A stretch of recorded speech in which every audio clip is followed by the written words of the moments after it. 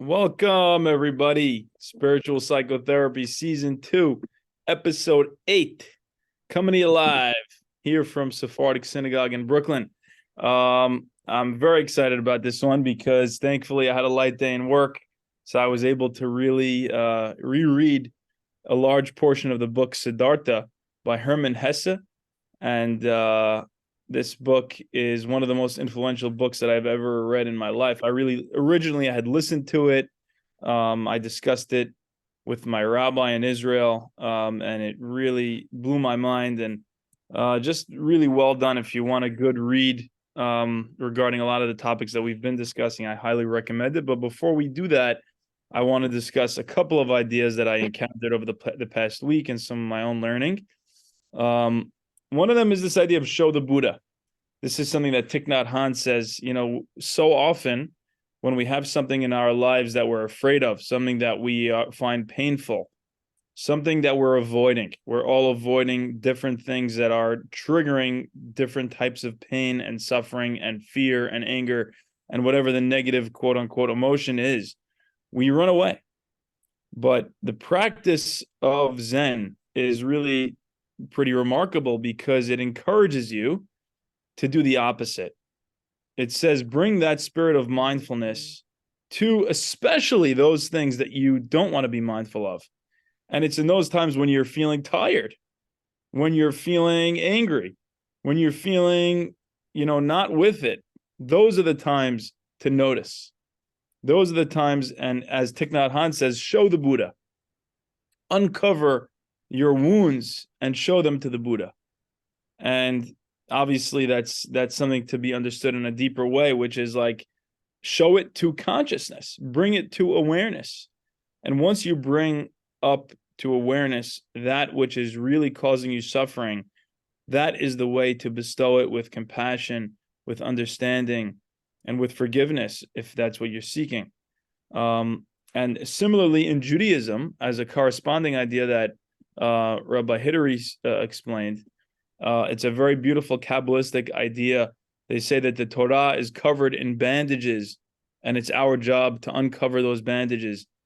I think this is exactly the same idea, that the Torah is almost hidden away from us because it's sometimes too tender for us to touch it. It's too tender for us to really open up all our wounds, all of our emotional wounds, to fully embrace the teachings of the Torah.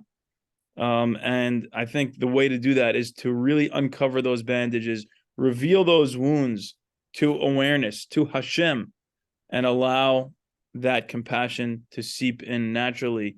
And it's almost like a healing ointment of compassion and mindfulness. And Thich Nhat Hanh compares difficult emotions and all emotions to a little baby that's crying. And what is a little baby that's crying? What does that baby need? That baby needs the mother's love and affection and attention.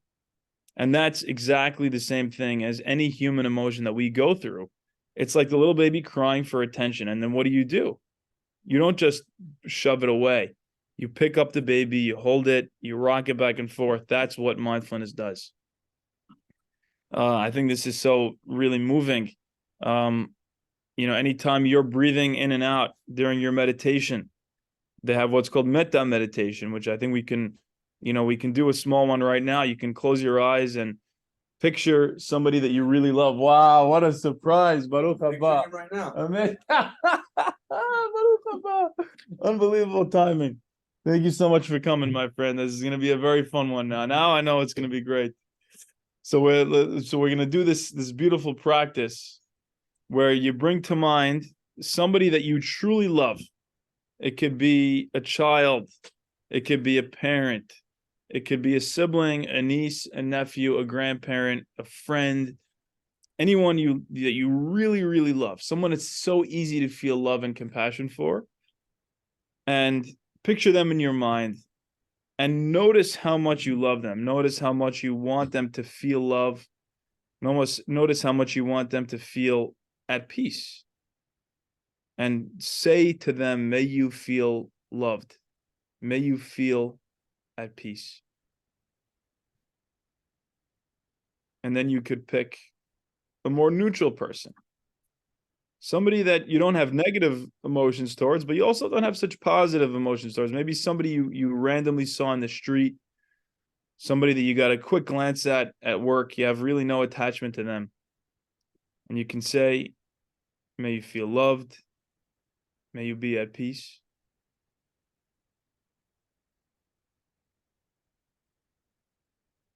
Now, perhaps the more difficult stage of this, you bring up somebody who is kind of conflicting with you at times, someone that it's harder for you to feel positive emotions towards, and you picture them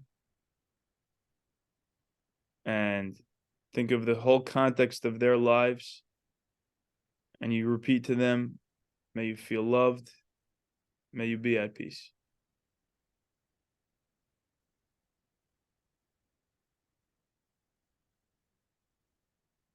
So that's a mini version of a metta meditation. You can sit with that as long as you like. Really, it's a very, very powerful type of meditation. And I think anytime we do like a mindfulness meditation, that type of meditation is amazing to incorporate into it, either in the beginning, at the end. It really colors the way we do meditation. And I just love this. Jack Kornfield mentions in passing in one of his lectures, you could think about the yogis in the caves in India, breathing in and out compassion with every breath. And as you breathe in, you think of their breathing and you breathe alongside them, breathing in and out compassion for the entire universe, for the entire world. And that's the Tao. They say the Tao sinks to the lowest point, and that's why it's like water, because it just has a sense of awareness, just a sense of understanding of how it all is. And in so doing, that is its compassion. And you can breathe alongside the Tao, breathe as the Tao to all of reality. That's what that means. So here's a story that really, really struck me from Thich Nhat Hanh. Sorry, not from Thich Nhat, from Jack Kornfield. One day, a Zorba walked along the road and saw an old man in his 90s planting an almond tree.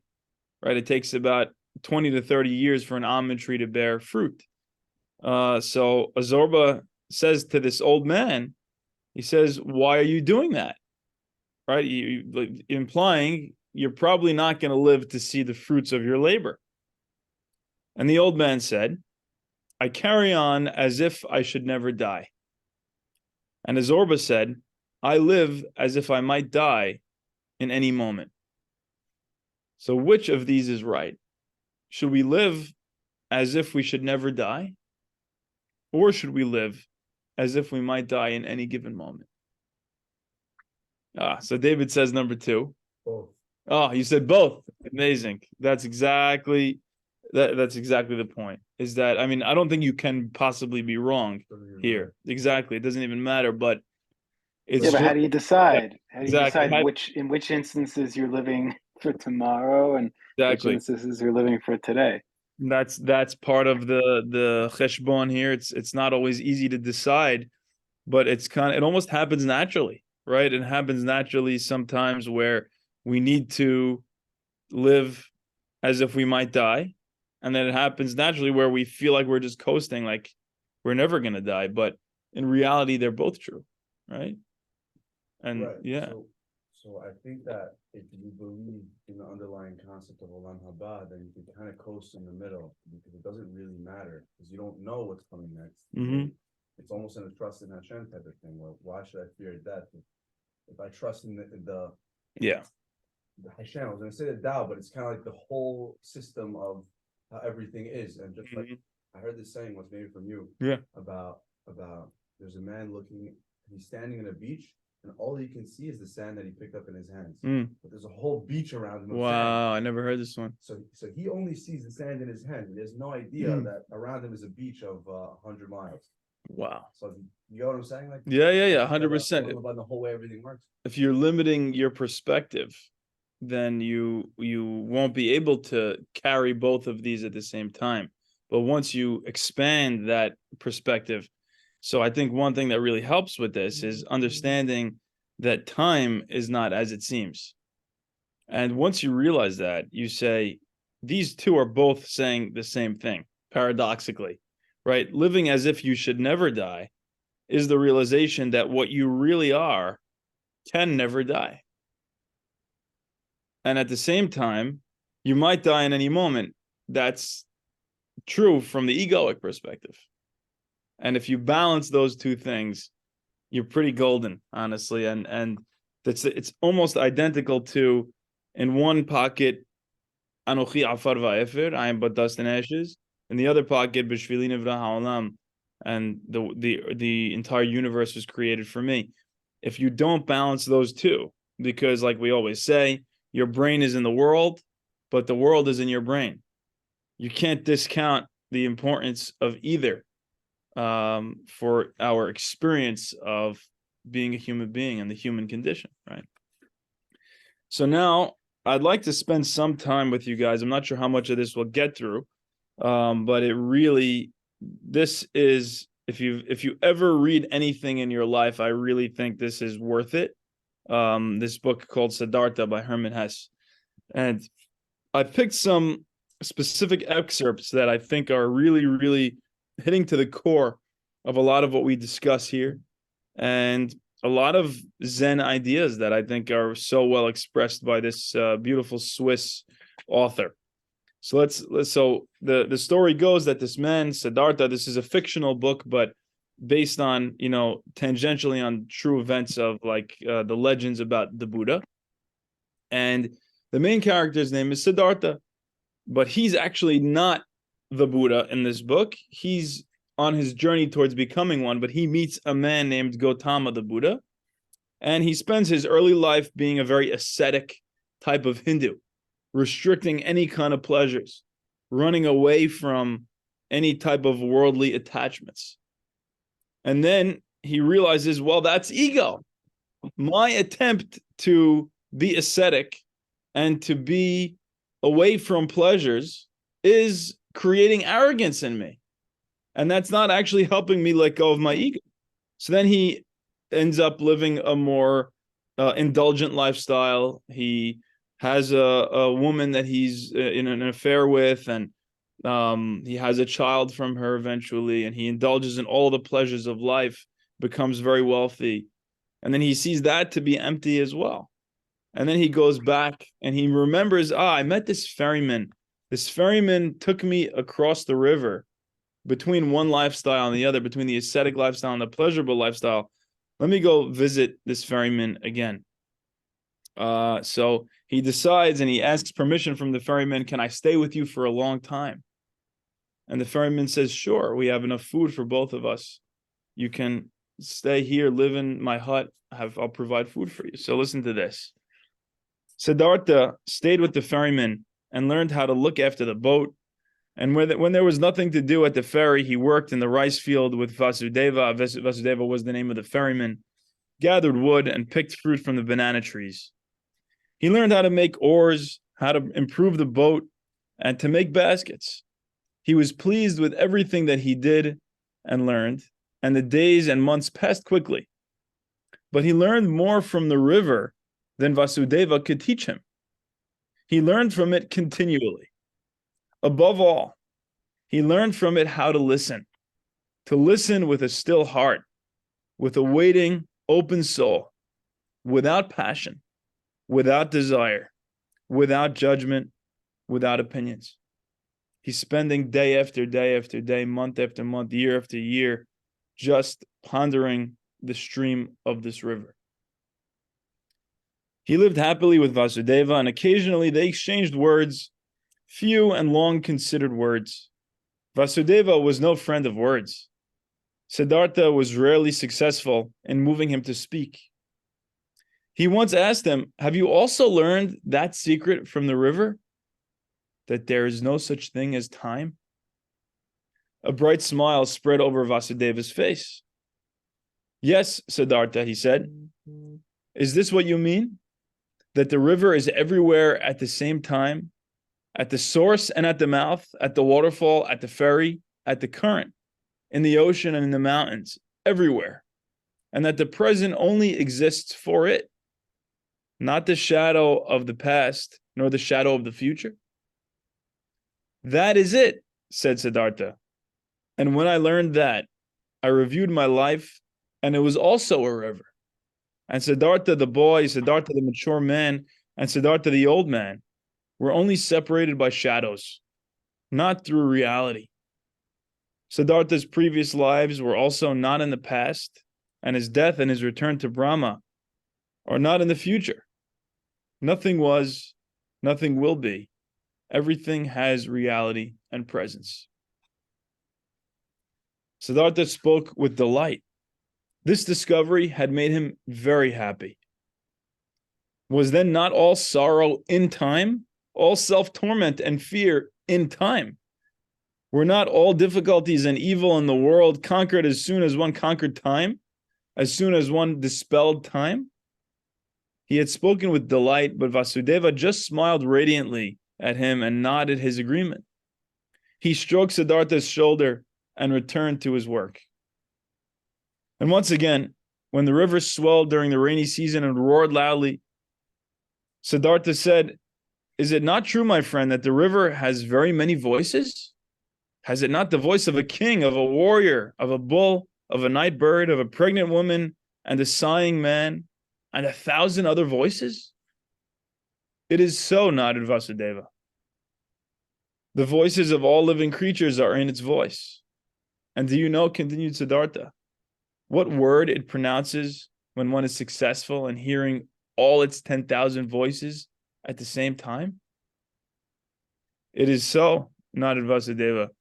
Oh, sorry, we said that already. Vasudeva laughed joyously. He bent towards Siddhartha and whispered the holy Om in his ear. And this was just what Siddhartha had heard. All right, so just as an aside, this term Om, you might have heard, is a very ancient, almost like a mantra that people can repeat over and over again. And the beauty of it is it's supposed to signify everythingness, because O comes from the back of the throat, and the M sound comes from the lips. So you have the entire panoply of the acoustics of your mouth involved in this sounding of Om. It goes from the back of your throat all the way to the front of your mouth. And that's almost a microcosm for meditating on all of it. And that's exactly what Siddhartha had heard when he really listened to all the sounds of the river. As time went on, his smile began to resemble the ferryman's, was almost equally radiant, almost equally full of happiness, equally lighting up through 1,000 little wrinkles, equally childish, equally senile. Many travelers, when seeing both ferrymen together, took them for brothers. Often they sat together in the evening on the tree trunk by the river. They both listened silently to the water, which to them was not just water, but the voice of life, the voice of being, of perpetual becoming. And it sometimes happened that while listening to the river, they both thought the same thoughts, perhaps of a conversation of the previous day or about one of the travelers whose fate and circumstances occupied their minds, or death, or their childhood. And when the river told them something good at the same moment, they looked at each other, both thinking the same thought, both happy at the same answer to the same question. So this is total equanimity, total in sync nature with the Tao, with the stream, with the river that is life. Something emanated from the ferry and from both ferrymen that many of the travelers felt. It sometimes happened that a traveler, after looking at the face of one of the ferrymen, began to talk about his life and troubles, confessed sins, asked for comfort and advice. It sometimes happened that someone would ask permission to spend an evening with them in order to listen to the river. It also happened that curious people came along who had been told that 2 wise men, magicians or holy men, lived at the ferry. The curious ones asked many questions, but they received no replies, and they found neither magicians nor wise men. They only found 2 friendly old men who appeared to be mute, rather odd and stupid. And the curious ones laughed and said how foolish and incredible people were to spread such wild rumors. So that's the end of the first section I wanted to read with you. And this ending part is awesome, because we mentioned last time in the Tao Te Ching, when the wise man hears of the Tao, he lives his life in accordance with it. When the foolish man hears of the Tao, he laughs scornfully about it. And if he didn't react that way, it wouldn't be the Tao. And that's almost the same thing here. People are hearing these legends about these two men who are just sitting by the river. The wisdom that they have attained is so simple. It's the wisdom of just listening, the wisdom of just being with the stream that is life. And as they do that, they develop a certain equanimity, but the reaction of people may be wildly different. What they say is, they say when you meet a Zen guru and you try to say something a little bit emotionally charged towards him, hoping for some reaction, it's like dropping a coin into a well, but never hearing the splash, because you never get a real reaction from it. So that's the same thing that's happening here, that people are confessing their sins, asking for comfort, for advice, probably asking for some wisdom, and they're just there to listen. That's kind of the vibe of a Zen monk. Somebody who's present with you, somebody who is an empty canvas, and he just bounces back anything that you say. It's just heard. It's just listened to. So that's the first section. The next section, this chapter is called Om. So I took a section from here. So now, as the book is progressing at this point, Siddhartha is realizing more and more truths. And here comes the next part.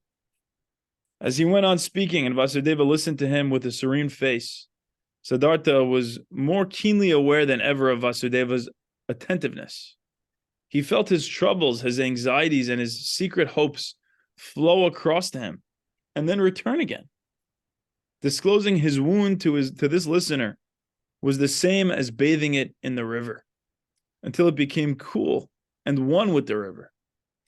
As he went on talking and confessing, Siddhartha felt more and more that this was no longer Vasudeva, no longer a man who was listening to him.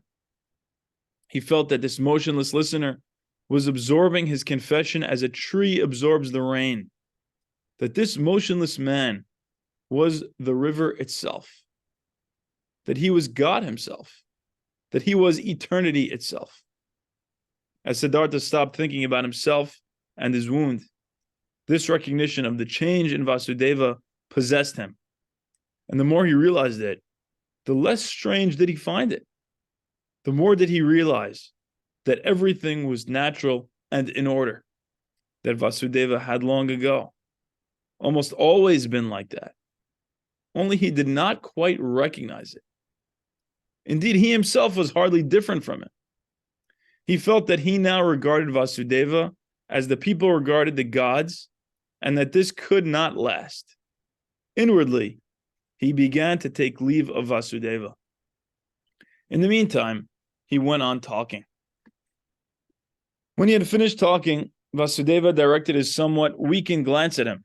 He did not speak, but his face silently radiated love and serenity, understanding and knowledge. He took Siddhartha's hand, led him to the seat on the riverbank, sat down beside him, and smiled at the river. You have heard it laugh, he said, but you have not heard anything. Let us listen. You will hear more. They listened. The many-voiced song of the river echoed softly.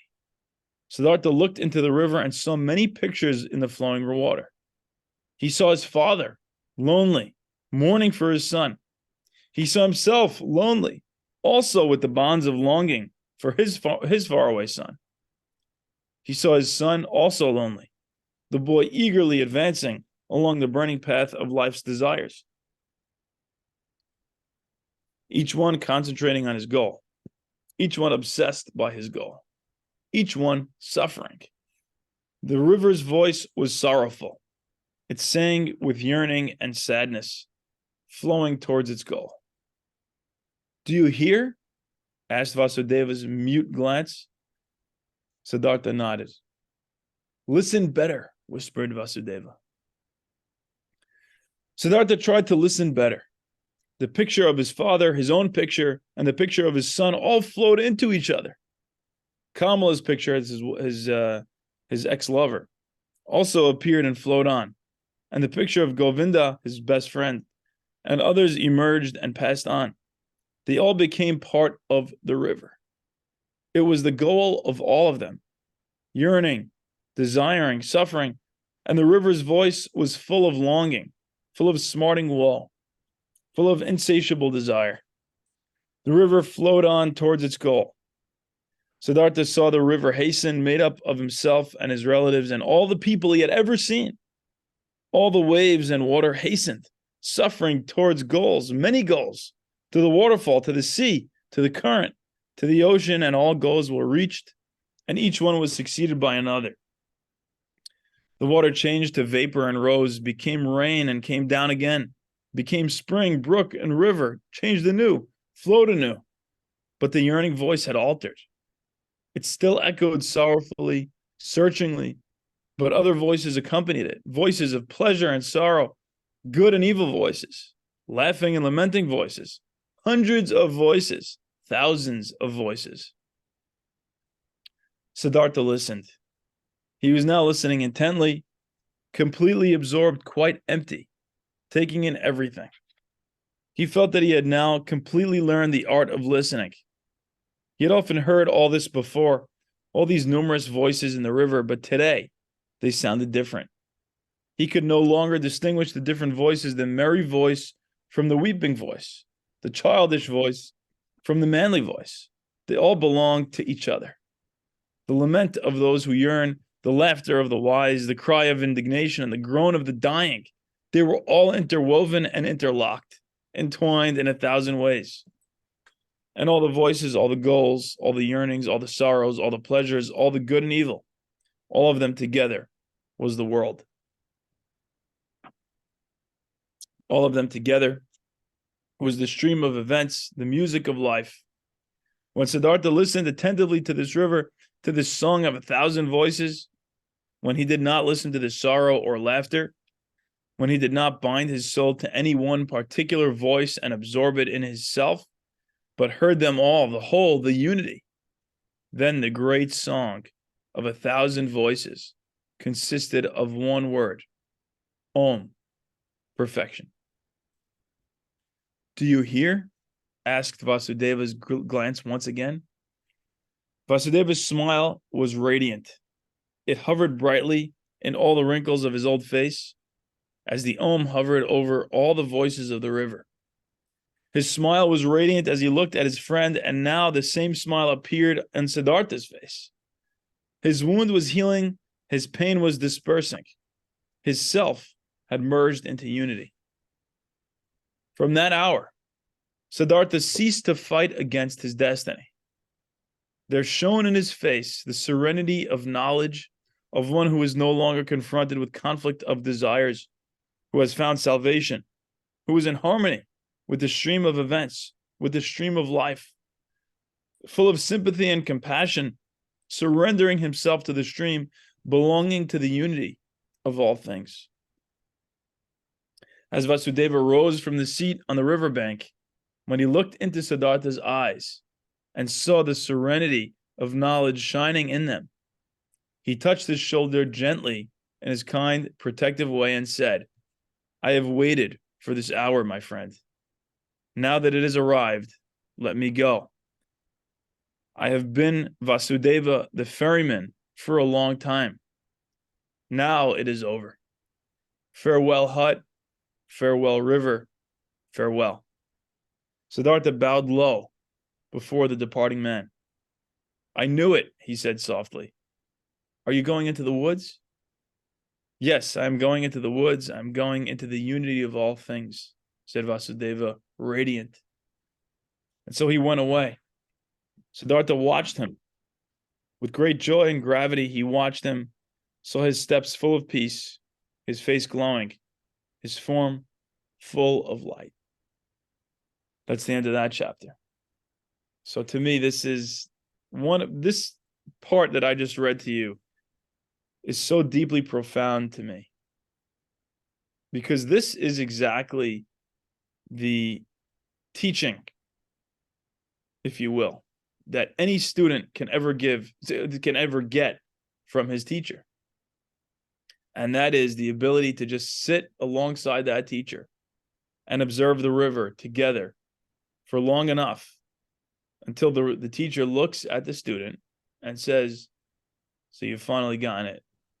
And he looks into his eyes and he says that, and he says, well, now it's my time to give you that teachership, and you pass it on to the next guy. And I'm going to go off on my own into the forest. And in Hindu culture, this is called sannyas. Sannyas is when they, when they turn a certain age, whether it be 70, 60, and they retire from life and they go off on their own and they wander in the woods. They've lived a life of purpose for so long. Now they're having this ability to live this life of purposelessness. And that's considered an extremely high and noble lifestyle at the end of one's life of accomplishment. So to me, this is what a bodhisattva is. A bodhisattva is a person who has attained a certain degree of enlightenment and understanding of the river and decides, I'm going to keep giving of this understanding. And the way for me to give is just to observe with someone alongside them and then wait till they have that same realization and then pass it on. So now this is Vasudeva, the ferryman, giving Siddhartha the keys to the boat and saying, all right, congratulations, you're the new ferryman. And what does it mean to take somebody across the river? The river is quintessentially a Buddhist symbol for crossing over the river of life, crossing over the river of samsara in a way. And when you get to the samsara is the wheel of birth and death that we all go through, constantly until we finally overcome it. And the way to cross that river is to follow the teachings and, based on whatever understanding you have, you cross that river. And once you cross the river, you don't hold the raft with you. You let it go and you leave it for the next guy. So that's exactly what happened here. The ferryman crossed the river and he left the raft for Siddhartha to teach and to use for whoever's coming next. So that's the journey of life that we all go through is symbolized by this. And crossing that river is equivalent to enlightenment. So now we'll read the last section of this. If you guys still down for this last section? I hope you're enjoying it. I love good stuff. Fantastic. So now the last section is called Govinda. Govinda is the best friend of Siddhartha, they both started off together as like ascetics, learning in the Hindu lifestyle that they had, and they went their separate ways after that portion of their life. But now Govinda returned to Siddhartha, and here Siddhartha is dying at the end of the book. Bend near to me, he whispered in Govinda's ear. Come, still nearer, quite close. Kiss me on the forehead, Govinda. Although surprised, Govinda was compelled by a great love and presentiment to obey him. He leaned close to him and touched his forehead with his lips. As he did this, something wonderful happened to him. While he was still dwelling on Siddhartha's strange words, while he strove in vain to dispel the conception of time, to imagine nirvana and samsara as one, while even a certain contempt for his friend's words conflicted with a tremendous love and esteem for him, this happened to him. He no longer saw the face of his friend Siddhartha. Instead, he saw other faces, many faces, a long series, a continuous stream of faces, hundreds, thousands, which all came and disappeared, and yet all seemed to be there at the same time, which all continually changed and renewed themselves, and which were yet all Siddhartha. He saw the face of a fish, of a carp, with tremendous, painfully opened mouth, a dying fish with dimmed eyes. He saw the face of a newly born child, red and full of wrinkles, ready to cry. He saw the face of a murderer, saw him plunge a knife into the body of a man. At the same moment, he saw this criminal kneeling down, bound, and his head cut off by an executioner. He saw the naked bodies of men and women in the postures and transports of passionate love. He saw corpses stretched out, still cold, empty. He saw the heads of animals, boars, crocodiles, elephants, oxen, birds. He saw Krishna and Agni. He saw all these forms and faces in 1,000 relationships to each other, all helping each other, loving, hating, and destroying each other, and become newly born. Each one was mortal, a passionate, painful example of all that is transitory. Yet none of them died. They only changed, were always reborn, continually had a new face. Only time stood between one face and another. And all these forms and faces rested, flowed, reproduced, swam past, and merged into each other. And over them all, there was continually something thin, unreal, and yet existing. Stretched across like thin glass or ice, like a transparent skin, shell, form or mask of water. And this mask was Siddhartha's smiling face, which Govinda touched with his lips at that moment. And Govinda saw that this mask-like smile, this smile of unity over the flowing forms, this smile of simultaneousness over the thousands of births and deaths, this smile of Siddhartha was exactly the same as the calm, delicate, impenetrable, perhaps gracious, perhaps mocking, wise, thousandfold smile of Gautama, the Buddha. As he perceived it with awe 100 times, it was in such a manner Govinda knew that the perfect one smiled. Take a quick drink of water.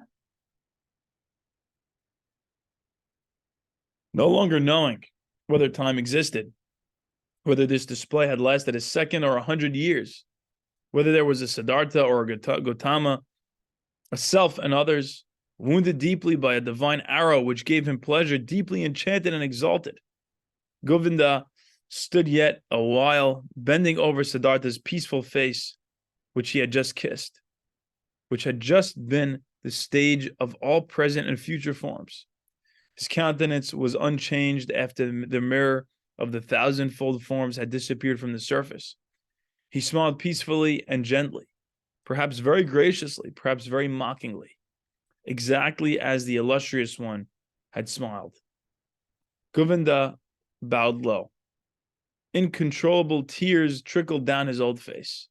He was overwhelmed by a feeling of great love, of the most humble veneration. He bowed low right down to the ground, in front of the man sitting there motionless, whose smile reminded him of everything that he had ever loved in his life, of everything that had ever been of value and holy in his life. And that's the end of the book. So, for me, this is the vision. I mean, it's an attempt to give it over, but the flashing of images, the merging of everything into different things, the same object changing into many different forms. We are all made of the same stuff, but it just manifests differently in different patterns in reality. And that's the vision. The vision is the ability to see the oneness behind the multiplicity of forms. And when one has this experience, which one cannot control, one is absolutely blown away by it. But the way to do it is not by trying. It's just by listening. It's by listening and by watching and by noticing. And there is no goal. You just keep listening. You just keep watching. And you keep noticing the flow of events and the flow of time. And you see eventually, whether this year, next decade, next lifetime, eventually you will see the absolute unity of all things. And you'll see that you actually had seen it all along. and that you didn't even realize that you were staring it in the face the entire time. So without further ado, we'll go to the Zohar. But if you guys have any questions or comments at this juncture, I would love to field them. Or we could just leave it at that and go forward. Yeah, it's very deep stuff. In my opinion, I really benefited from this understanding and the ability to look in the river and see that the river is in all places at once, and that is equivalent to the storyline of your life. So last time in the Zohar, we left off with the continuation of the derasha by this tayyah, by this Arab driver. And he said he's from Kavse'il, he says he's from Bina, and he says that in the trunk of this tree all worlds exist, from it all holy powers are nourished and deployed. You could imagine yourself approaching this tree of life, this Etz HaChaim, and from it all things emerge, right? So you could talk about it as the river from which all things are emerging, or you could talk about it as the tree of life that is giving forth all the fruits of reality. He smote the two Ariel of Moab. So this is a continuation of when they asked him, "Who are you, sir?" And he says, "I am Benayahu ben Yehoyada." The continuation of that pasuk in Shemuel Bet is he hit the two Ariel of Moab. And what do they explain? Because Moab is a reference to David HaMelech, two sanctuaries, right? Because David comes from Ruth, who's Moaviyah, right? She's from Moab. Two sanctuaries existed because of him, were nourished by him. So Hashem allowed for the existence of two different temples, first temple and second temple. As soon as he departed, the flow flowing from above ceased. So when Hashem removed his presence, his Shekhinah, the flow stopped. He, as it were, smote them, destroying and obliterating them, and the holy throne fell. The holy throne is a reference to Shekhinah, as is written, and I was in the midst of the exile. Yehezkel says, I was in the midst of exile. Ve'anochi, the word anochi also is a reference to Shekhinah, because it is the manifestation of the entire divine personality. When you say anochi, you're talking about the tip of the iceberg. Underneath that whole iceberg is all the sefirot, all the different emanations of God, but it manifests right here, right now, as I, as me, as this personality, and that's Shekhinah. So that run called I was in the midst of exile. Why? By the river Kivar. So why was the Hashem Shekhinah now exiled? It was by the river Kivar, the river of already. What does that mean, the river of already? Right? Kivar means it already happened.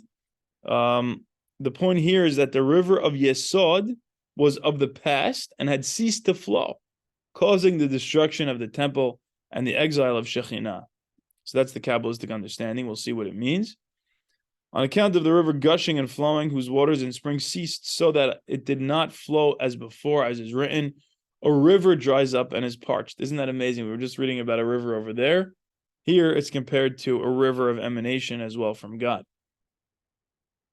Dries up in the first temple, is parched in the second temple. Right? So it's making a derasha about both parts of the pasuk. Both temples are signified here as being dried up.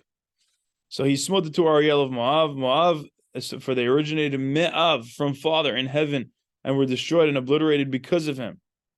Right? So the two temples came into being through the flow of divine emanation. And when that flow ceased, they were destroyed. So what I'm going to want to talk to you guys about in a minute is this idea of dualism, because we just kind of went from this more Buddhist approach about the river, where the river is all that there is. I'm the river, you're the river, it's all the river. And that's almost a sense of monism, of all being one. But here, and I think just as valid, is the Kabbalistic Jewish approach, which is more of a dualistic thing, where it's like whenever you want to talk about this, you also have to recognize God is that which you are not, if we're talking about your ego. So God is fundamentally that which you are not.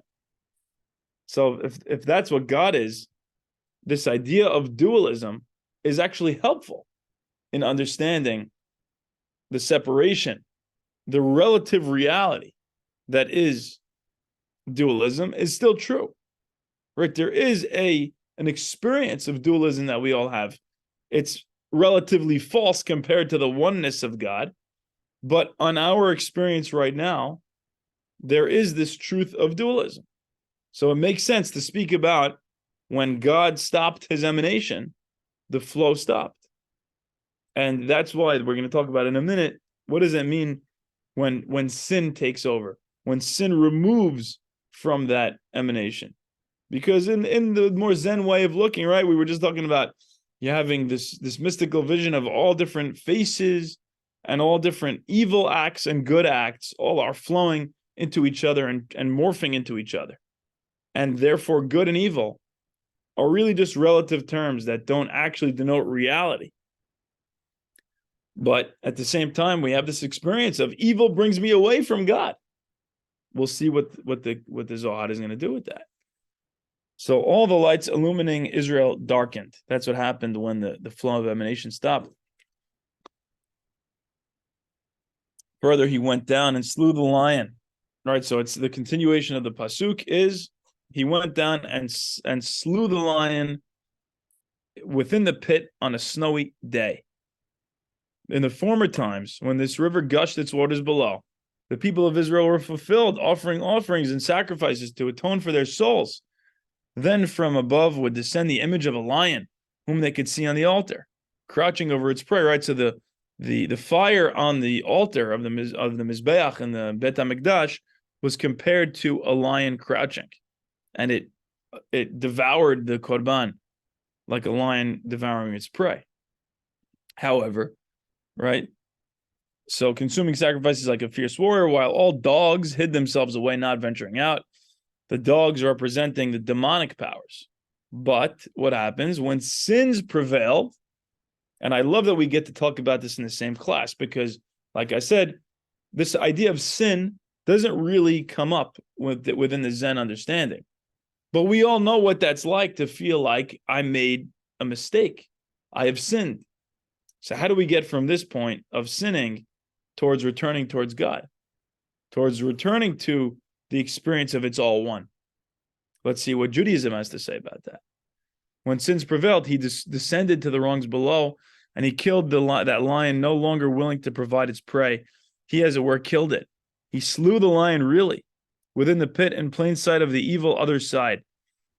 Right, the Sitra Ahra. We're going to explain that in a minute. Seeing this, that other side was emboldened to send a dog to eat the offerings. What is the name of that lion? Uriel.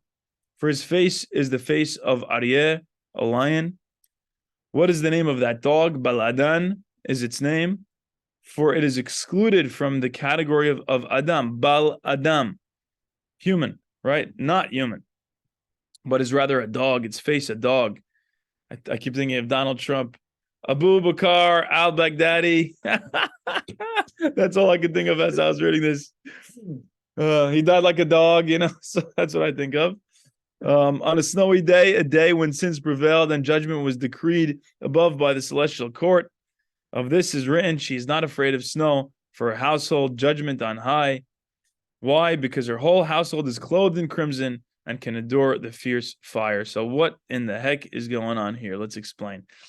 So sin severed the connection between Yesod and Shekhinah, between the male and female element. That's from Eshet Chayil. Aywa. Exactly right. Which part is it? The snow and the yes, crimson. exactly. Yeah. That vatas behayvetz kapeha, right? Exactly. Semeru fishtim, right? So this sin is severing the connection between Yesod and Shekhinah and stopping that flow. So as a very human experience, what we have is we say, I made a mistake. I sinned before you, God. And now I feel separated from your presence. Like after Cain kills Hevel, he says, he says, I feel like I'm hidden from your face now, God. This is a very real human experience. right? And the flow of emanation became available now to the demonic forces. The holy lion is no longer received its prey and was thus killed, as it were, by Yesod. Right? So Yesod now is killing this lion. The evil other side, the Sitra Harabisha, the demonic realm, which represents the shadow of the divine, right? Because in the dualistic sense, anything that has a light side also has to have a dark side. So here we have the Sitra Ahra. It's not all peaches and cream. When you do well and the divine flow is flowing, that's great. But when you do something that causes a stoppage to that flow, what's the experience? Uriel, who is one of the four angels surrounding the Kiseh Kavod, alongside Michael, Gabriel, and Raphael. So Uriel, which literally means God is my light, right? And I don't think it's a coincidence here, but the light emanation that could have been flowing is not flowing anymore. Why? Because Aryeh or Uriel was killed. So though here connected by the Zohar with the similar sounding Aryeh, lion, and with Ariel, symbol of the temple, Uriel is one of those four angels who surround the divine throne. In Kabbalah, those angels of the presence are identified with the four holy creatures seen by Yehezkel. By the way, in Maaseh Merkavah, Yehezkel also sees four creatures. They could correspond possibly to these four angels. Uriel appears sometimes as the figure of the eagle, sometimes as the lion. So here, for this Uriel, for the being of light to be killed, this is the experience of a human who is feeling cut off from the light and stuck in the darkness. What is the name of that dog, right? The demonic force, Baladan. So there was actually a king of Babylon named Merodach Baladan, and they said he was Ben Baladan also. So Merodach Baladan, Ben Baladan. Why Ben Baladan? Well, they said his father, according to, I believe it's the Gemara, right? The Gemara says in Sanhedrin, why was he called Merodach Baladan, the son of Baladan? It has been told Baladan was a king whose face turned into that of a dog. So his son sat upon his throne instead. In his documents, he wrote his own name and the name of his father, King Baladan. So where do you think this comes from? Interestingly, we know in the art and in the images of the Assyrian Babylonian monuments, they had pictures of people with dog faces. So the rabbi's explanation of this is with this word Bal Adan. You're not human, you're a dog. And there's a legend how this guy's face turned into a dog. His son had to take over for him. But really, later on, it came to mean that there's this demonic figure whose name is taken to mean Bal Adam, not human. And there's non-Jewish magical traditions concerning Bilad, who is the prince of demons. So just to keep that in mind, very, very, dark images that are trying to be evoked here by the Zohar. Here, the donkey driver blends several of these traditions to describe a demonic figure with the face of a dog who is empowered to devour the sacrifices. So I think this is the experience that we can have. We can have this experience of evil has taken over. You talk to somebody who is like an addict, and they say, I don't feel in control anymore. This feeling of the evil has now taken control. I'm sure that's the experience of an addict who cannot control his urge to do something which he knows is pretty evil or going to result in something that feels pretty evil, right? I feel like a lot of times we're not aware of the darkness that we're in. Yes. You know what I mean? I think it's almost most of the time. I mean, very often. I guess with addiction, it's a little more obvious because you know you're addicted to something, but you feel like that's the best path to the light. Yeah. That's what we all want. You know? Yes. And unfortunately, though, but you do get those moments of clarity. Yeah. No matter how much, good, quote unquote, times you had. Compare it to living in America instead of living in Israel. 100%. We think we're in the light, but are we? Absolutely, my friends. Somebody once told me it's like living in a barn and it smells all the time, but you get used to the bad smell. That's kind of the experience a little bit some of us are having here in America, especially with what's going on the college campuses. But yeah, this experience of evil prevailing, I think this is like, it really hits home here. And it's like something that's devouring, right? So let's see what else it's saying. This idea of it happening on a snowy day with sins and judgment. water symbolizes Hesed, but snow symbolizes Gevurah and Din. Right? So water being symbolized by Hesed is beautiful because Hesed is just this thing that flows and almost turns all the turbines of the world. That's the way that people say, Olam Hesed Yibaneh. Hesed is just flowing naturally like a water course. But snow symbolizes it's more solid, like Gevurah, Din, judgment, the congealing and hardening of water. So snow is human sin, according to the Zohar in another place. According to rabbinic literature, right? So what is human sin, therefore? It's the congealing of Hesed. It's when Hesed is not able to flow. According to rabbinic literature, the year-long punishment of the wicked in hell is equally divided between fire and snow. All right, so snow also has this flavor of sin to it and suffering. The donkey, right, when the water cannot flow, when your chakras are blocked up, if you've ever seen Avatar: The Last Airbender, the chakras cannot flow. The donkey driver who confounds the rabbis refers cryptically to a snowy day on which he and Rabbi Shimon Bar Yochai, right, in another place in the Zohar, it's referred to. This Tayyah says, oh, by the way, me and Rabbi Shimon Bar Yochai, we were sowing beans in 52 different colors. We were planting beans of 52 colors, which is alluding to the 52-letter name of God.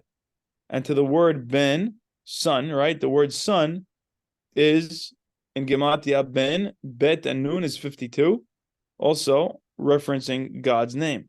What is going on there in that statement? That's pretty crazy. Why is he saying that him and Rabbi Shimon Bar Yochai were sowing beans in 52 different colors on the day of a snowy day? What does that mean? That means in the snowy day when the world is overcome by sin, that is ironically the time when you might just find that you will be able to understand the 52-letter name of God. Whatever that means. So I think there's a hint there that in the lowest point, we're open to the greatest salvation. We're open to the greatest change. Like to talk about the Bi'at HaMashiach happening in the most dire moment. Yeah. It's so funny. I heard something about this today, but it's almost like we're lucky to be in the lowest point because we have the longest way up. Yes. Someone born in Yemot HaMashiach or whatever it might be is already that's already what he's exposed to. Yeah. You know, who knows what we're For us, the only way up, the only way is up, you know, as they say. There's a beauty in that. Baruch Hashem. Exactly. And that's when you reach your lowest point, you're open to the greatest change. That's another quote from the Avatar series, one of the Avatar series. It's good. It's good stuff. Good stuff, man. Right. So she's not afraid of snow for her household, judgment on high. That's the reference. Right. So, like you said, Dr. Nasser, this Eshet Chayil in Mishle is understood as Shekhinah, actually. Right. The Shekhinah is the Eshet Chayil who does not fear the power of Din. Why? Because Shekhinah has an affinity with Gevurah and Din, symbolized by the color red, and she executes the decree of judgment, right? Because Shekhinah is the one that manifests Gevurah and Din, so she does not fear judgments, fire, or snow. That's amazing, right? Because even if you are in the midst of sinfulness, even if you're in the midst of your own sinfulness or the sins of people around you, if you can endure by connecting with Shekhinah, which is really, I think, in a lot of ways, the presence of this moment, the divine presence of this moment, you will be able to get through anything. Even the deen, even the justice that says, I no longer deserve to live because I did something so evil. You will be able to endure that judgment on high, right? That divine justice that wants to claim you now. You'll be able to survive that if you are finding refuge in Shekhinah. Exactly. To say Sadekami Meni and to be modeh. He could have kept it to himself instead of admitting to this shameful thing. Exactly. He was only concerned with the divine presence and doing the right thing. 100%. And in so doing, he's koneh the melucha. The three objects that he's koneh is kingly objects. Mateh, Hotemet, and Petilim are the things that a king would wear. So in doing that, he's koneh the melucha. Beautiful, beautiful idea. Exactly. Uncle Richie said sometimes you have to hit rock bottom before you can pull yourself out. That's 100% true. And the beauty of this is that no matter what you've done, there is always the salvation of the Shekhinah. So I think we can pause here and just really, I want to connect overall the beginning and the ending of this class, which is there's this stream of life. It's continuing on and on.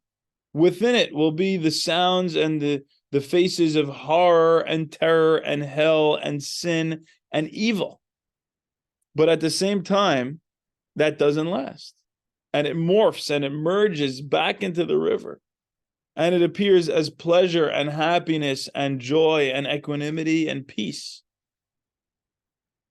And when you realize that all you have to do is continue to flow, continue to endure, that's what it means to be in touch with Shekhinah. That's what it means to be fully involved with the divine presence, no matter how you're feeling. Tired, sad, angry, mad, glad, whatever it is. Just be present with the Shekhinah and you will ride out the storm of judgment on the snowy day. Thank you, everybody. I hope you enjoyed. Sorry. Oh, what are you kidding me? Thanks again, Michael. How did you like the Good night. Good night, everybody. I'll give what you love you. You're the best. Love you. See you. Regards to Auntie Jeanette. Good night, everybody. I will, for sure. I hope you guys appreciated the Siddhartha stuff as much as I did. I hope that's the grandpa. Yeah.